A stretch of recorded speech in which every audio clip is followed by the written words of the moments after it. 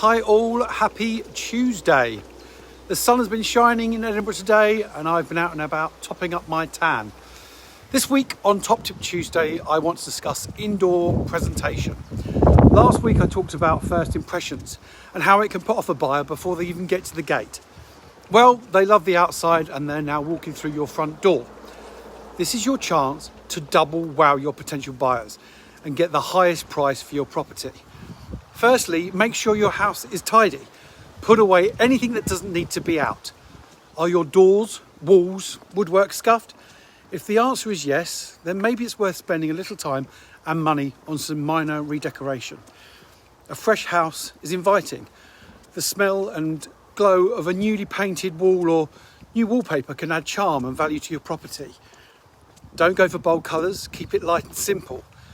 Buyers are looking to see how great your house is, not how good it could look with a little bit of work. Are you looking to sell and want to talk about getting your property sale ready? If you are, then please give me a call. I'd love to hear from you.